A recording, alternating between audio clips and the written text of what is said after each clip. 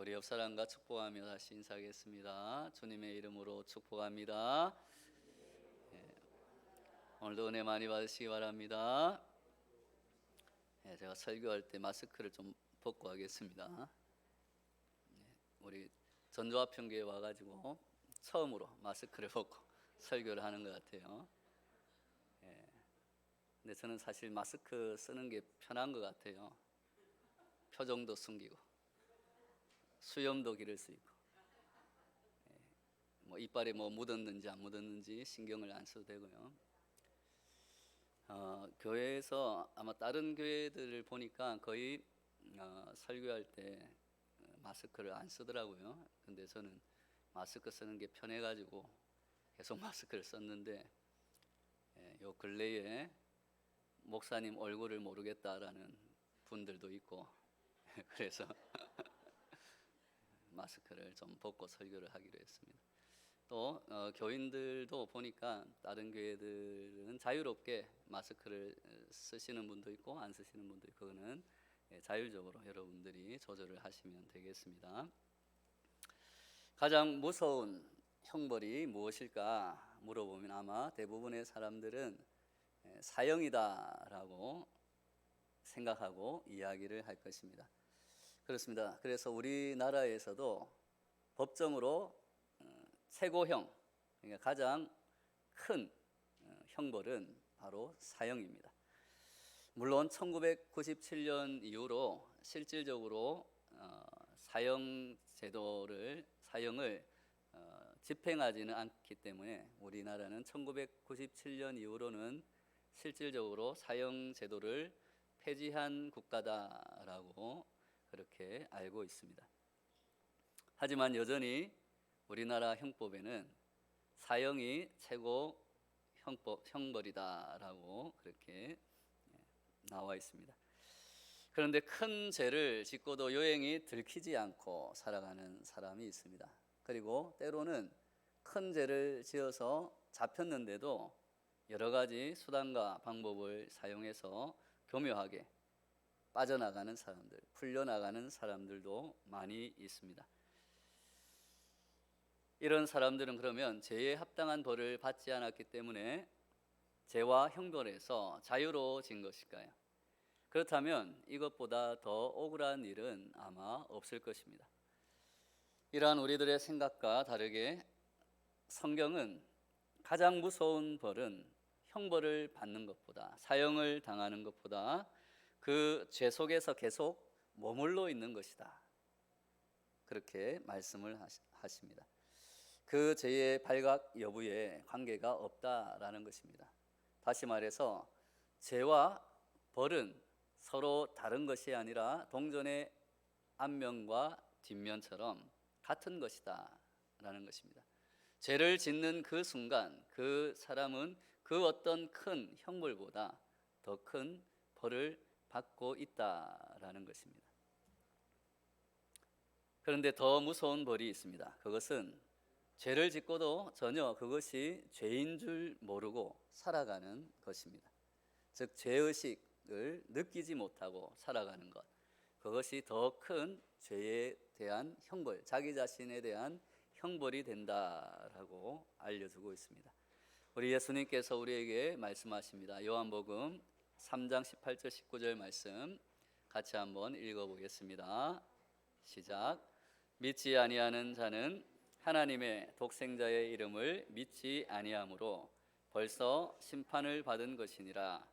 그 정죄는 이것이니 곧 빛이 세상에 왔을 때 사람들이 자기 행위가 악함으로 빛보다 어둠을 더 사랑한 것이니라. 아멘. 자신의 악한 행위를 은폐하기 위하여서 생명의 빛, 진리의 빛을 거부하고 어둠 속에 계속 머물러 있는 것, 빛 가운데로 나아가지 않는 것, 빛이 비쳤음에도 불구하고 자신의 죄를 깨닫고 회개하기보다 계속 그 죄를 계속 범하며 살아가는 것, 그 자체가 바로 정죄다라고 예수님은 우리에게 알려주고 있습니다. 그러므로 예수님이 주시는 생명의 빛, 진리의 빛으로 나와 우리가 우리의 죄를 회개하고 하나님의 그 빛의 길을 걸어가는 것, 생명의 길을 걸어가는 것 자체가 가장 큰 축복 중에 하나다라는 것입니다. 모든 가려진 것을 드러내는 그 빛, 나 자신조차도 몰랐던 내 속에 있는 어둠, 내 속에 있는 잘못, 내 속에 있는 죄악들, 그것을 드러내는 빛이 바로 하나님의 빛이신 줄로 믿습니다. 그 빛이 바로 예수 그리스도를 통해서 우리 가운데 비추어 주셨다라는 것입니다. 하나님의 말씀을 통하여 우리에게 그 빛이 비추어졌다라는 것입니다.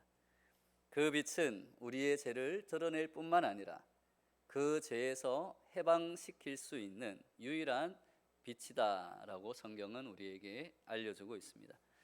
그래서 우리의 구원은 생명의 빛이신 하나님 앞에 나아오는 것, 하나님의 그 말씀 앞에 우리의 모든 것을 내려놓고 하나님 앞에서 회개하며 우리의 삶을 변화시켜 가는 것에서 우리의 구원은 시작된다고 말씀드릴 수 있습니다. 우리가 잘 아는 코람데오라는 말이 있습니다. 히브리어로 하나님 앞에서라는 뜻입니다. 코람데오는 이스라엘 백성들이 가장 중요한 명제로 여겼던 그러한 삶의 실천 방법, 신앙의 실천 형태였습니다. 그렇습니다. 사람이라면 누구든지 인정하든 인정하지 않든 하나님 앞에서 살아가게 된다라는 것입니다. 그런데 그저 하나님 앞에 있는 것만으로는 불충분합니다. 오늘 말씀에서 우리가 눈여겨보아야 하는 것이 있습니다. 이집트의 황제 바로가 하나님 앞에서 어떠한 태도를 취했는가, 그것이 중요한 것입니다. 현재 이집트의 바로는 하나님 앞에 있습니다. 막연하게 그냥 서 있는 것이 아니라 마치 부모님 앞에서 잘못한 아이가 야단을 맞는 것처럼 생생하게 하나님 말씀과 그리고 그 하나님의 재앙을 대면하고 있는 것입니다. 하나님께서는 하나님을 믿지 않고 구원의 말씀을 거부하는 바로와 그가 다스리는 이집트 땅에 그래서 10가지 재앙을 내리십니다. 그때마다 바로는 하나님께 반응을 하였습니다. 결코 무조건 하나님을 무시하며 지낸 것이 아니다라는 것입니다. 아무리 강력한 힘을 가지고 권력을 휘두르는 바로라고 할지라도 하나님을 무시하며 살 수는 없는 것입니다. 재앙이 내려질 때마다 바로의 반응은 각각 달랐고 점점 그 마음의 완악함은 깊어져 갔다고 성경은 우리에게 말씀하고 있습니다. 어떻게 바로의 태도가 달라졌는가를 살펴보는 것은 우리의 신앙생활을 바라보는데 대단히 유익함을 줍니다. 우리들의 신앙을 점검하고 참 신앙이 무엇인가, 우리가 하나님 앞에서 살아갈 때 어떻게 살아가야 되는가를 바로의 이 모습을 통해서, 바로의 태도를 통해서 우리는 오늘 살펴볼 수 있는 것입니다. 모세가 지팡이로 나일강을 쳤을 때 나일강은 피가 되었습니다. 그것을 본 바로는 자신의 무당과 술객들에게 명령을 내려 모세와 같은 기적을 행해라고 명령했습니다. 그들도 나일강을 피로 바꿔 놓을 수 있었습니다. 이것을 본 바로의 행동을 성경은 이렇게 전합니다. 출애굽기 7장 23절 같이 한번 읽겠습니다. 시작.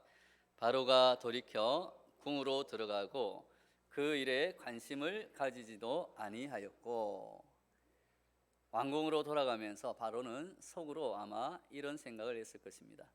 뭐야, 하나님이 행하는 거나 우리 요술사들이 행하는 거나 뭐 별반 다르지 않네, 뭐 별거 없네 라고 아마 생각했을 것입니다.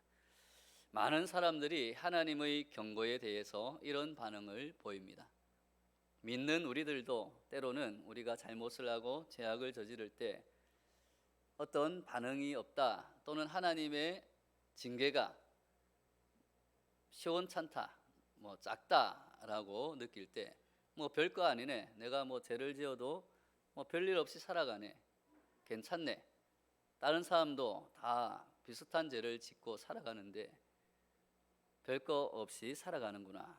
그래서 하나님의 경고를 무시하기 쉽다라는 것입니다.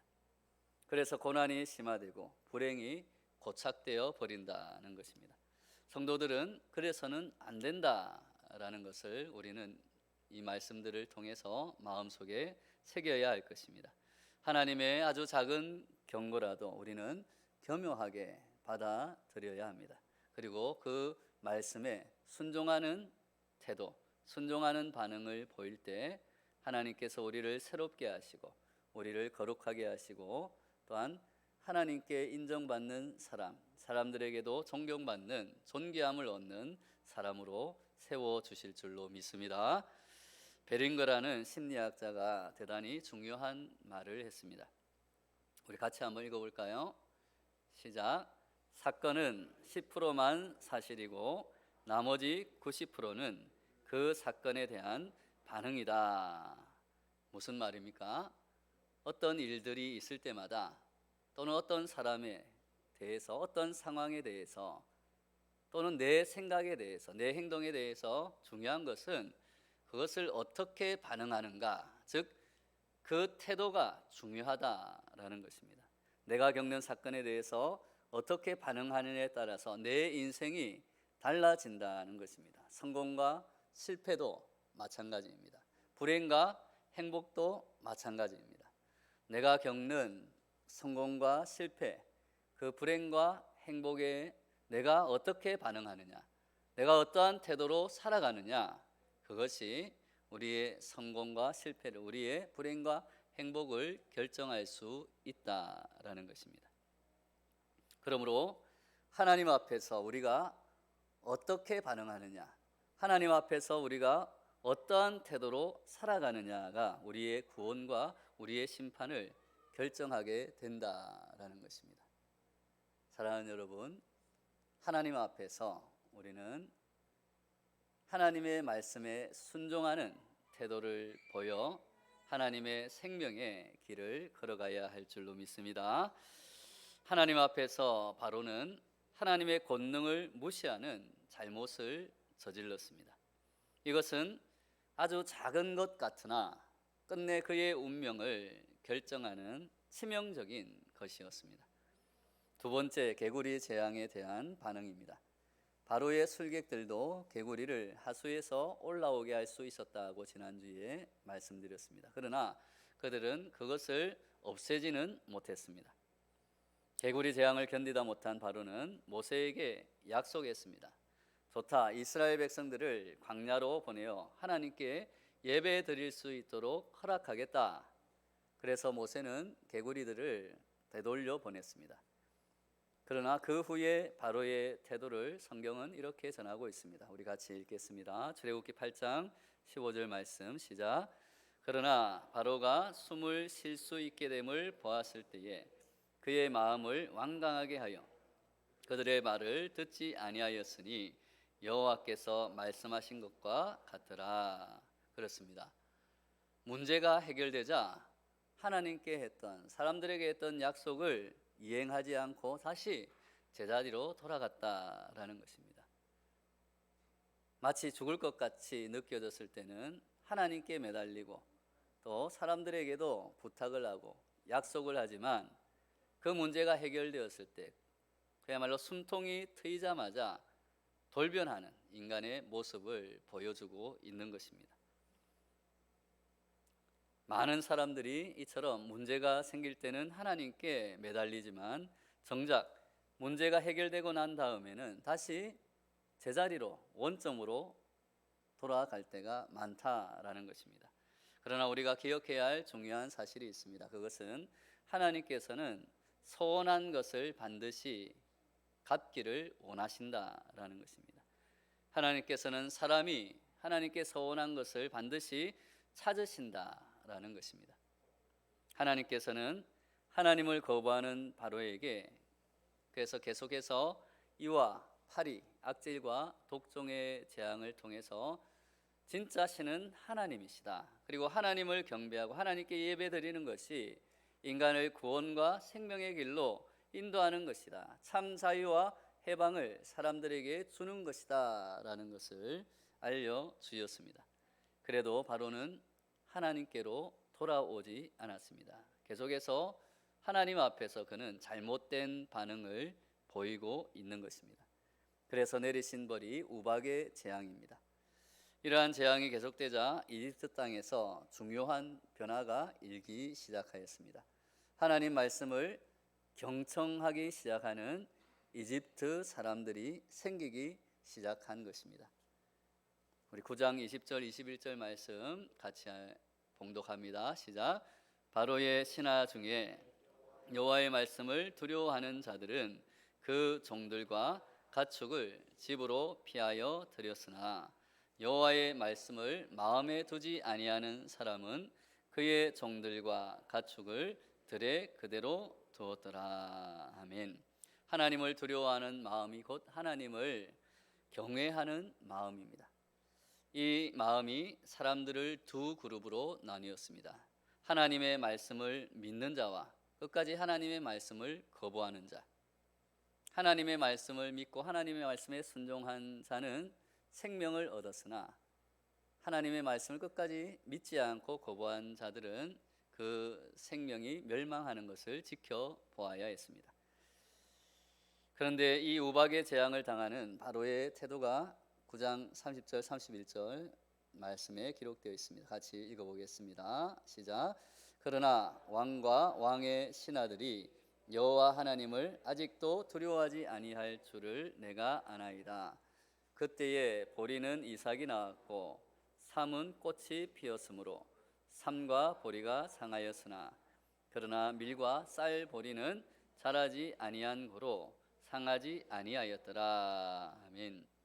여러 가지 재앙에도 불구하고 바로는 아직도 하나님을 인정하지 않고 두려워하지 않았습니다. 그러면서 마음속으로는 계산해 보았을 것입니다. 보리와 삼은 망쳤지만 아직 여전히 밀과 쌀 보리는 남아있다. 그것으로 버티면 되지 않겠는가? 아직도 기댈 것이 남아있지 않는가? 그렇게 생각한 것입니다. 그래서 하나님께서는 오늘 우리가 읽은 말씀처럼 메뚜기를 보내셔 밭에 남아있는 모든 곡식들의 그 싹까지도 남김없이 거두어 버리십니다. 바로가 기댈 수 있는 모든 곡식을 다 거두어 가신 것입니다.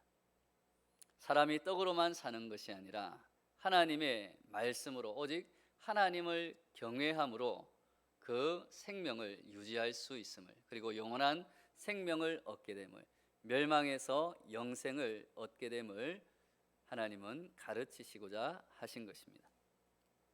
하나님의 말씀과 재앙 앞에서 바로는 순종할 것인가 아니면 끝까지 그 말씀을 거역할 것인가, 그것을 선택해야 했습니다. 바로는 끝내 하나님을 대적하는 것을 선택했고 멸망의 길을 걸어가게 되었습니다. 바로가 그 많은 것을 가지고도 끝내는 멸망할 수밖에 없었던 것은 그가 하나님 앞에 있으나 하나님을 인정하지도 하나님을 경외하지도 않았기 때문입니다. 즉 그의 인생에 하나님 앞에서 올바른 반응을 보인 것이 아니라 옳지 않은 잘못된 반응을 보였기 때문입니다. 우리들은 하나님 앞에서 바로처럼 살아가는 어리석음을 버려야 할 줄로 믿습니다. 그리고 하나님 앞에서 예수님처럼 우리는 살아가야 합니다. 예수님은 하나님 앞에서 말씀에 순종함으로 우리에게 생명과 구원을 주셨습니다. 죽기까지 순종하심으로 우리에게 죄와 사망에서 벗어나는 참 해방과 자유를 주신 줄로 믿습니다. 우리 모두 예수님이 주시는 그 구원과 생명의 빛으로 우리를 억압하는 모든 죄와 허물을 물리치고 자유롭고 기쁜 마음으로 하나님을 섬기고 하나님만을 경외하며 하나님의 말씀에 순종하여서 생명과 구원의 길을 걸어가는 저와 여러분 되시기를 예수님의 이름으로 축원합니다.